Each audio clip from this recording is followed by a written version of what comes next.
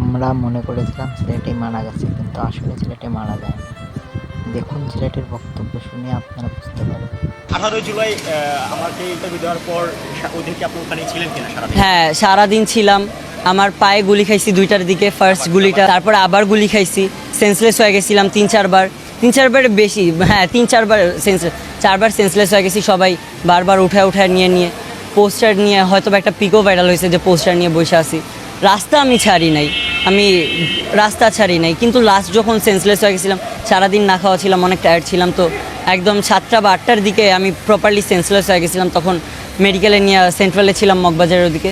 তো তারপর দুইটা ভাইয়াদের আমি উল্লেখ করতে চাই, সাইফুল ভাইয়া এবং সাগর ভাইয়া, এই দুজন আমাকে অনেক হেল্প করছেন। আপনাদের ধন্যবাদ, আপনাদের কথা না বললেই না, হয়তোবা সেদিন আমি আপনারা না থাকলে রাস্তায় পড়ে থাকতাম।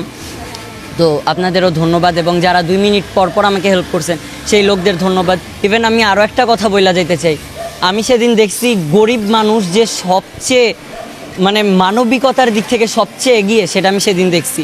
আমাকে, ওনার টিন শেডে থাকে, অনেক গরিব, ওনার হাজব্যান্ড হয়তো বা ভ্যান চালায়, এমন অনেক, একটা বস্তির মধ্যে ওনারা আমাকে নিয়ে গিয়ে ভাত খাওয়াই দিছিল সেদিন। আমি কখনো মোটা চালের ভাত খাই নাই, আমি কখনো ভেন্ডি ভাজি খাই নাই, কিন্তু সেদিন আমার খাবারগুলো অমৃত মনে হয়েছে। ওনারা এতটা ভালো ছিল, ওনারা পেস্ট, কাগজ বলতেছে তোমরা লেখে নিয়ে যাও, কাপড় ছিঁড়ে আমাদের কাপড় দিছে, বলছে যে ফেস বাইথা রাখ। আমি সেদিন বুঝছি বাংলাদেশের গরিবরা কতটা মানবিক। বাংলাদেশ গরিব, কিন্তু বাংলাদেশের গরিবগুলা অনেক মানবিক, এটা আমি বলে দিতে চাই। তাদের কৃতজ্ঞতা অস্বীকার করার মতো না। প্রবাসীদের উদ্দেশ্যে একটাই কথা বলতে চাই, আপনারা অনেক হেল্প করছেন, হয়তোবা সরাসরি হেল্প করেন নাই, কিন্তু ইন্ডিভিজুয়ালি তো হেল্প করছেনই, কোনো না কোনোভাবে তো হেল্প করছেনই। তো সেগুলো অস্বীকার করার মতো না। আপনারা পাশে ছিলেন, আশা করি পাশে থাকবেন। আপনারা প্রবাসী, আপনারা দেশকে ভালোবাসবেন। দেশের কোনো পরিস্থিতি যদি খারাপ পরিস্থিতি আসে, আপনারা অবশ্যই পাশে থাকবেন।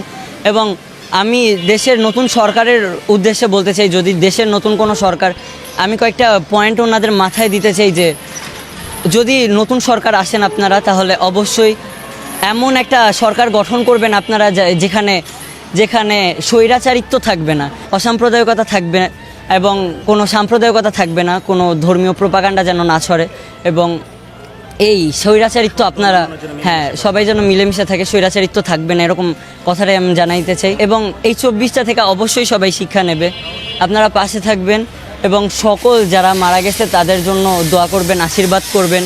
যারা মারা গেছে তাদের স্বজনদের পাশে দাঁড়ানোর চেষ্টা করবেন, এবং নতুন সরকার আপনারাও স্বজনদের পাশে দাঁড়ানোর চেষ্টা করবেন, সংখ্যালঘুদের পাশে দাঁড়ানোর চেষ্টা করবেন, এবং স্বৈরাচারিত্ব দূর করে গণতান্ত্রিক বাংলাদেশ সেটার আসল রূপ দেখানোর জন্য আমি আশা করি নতুন সরকার আমাদের সাহায্য করবে, আমাদের ছাত্রদের সাহায্য করবে।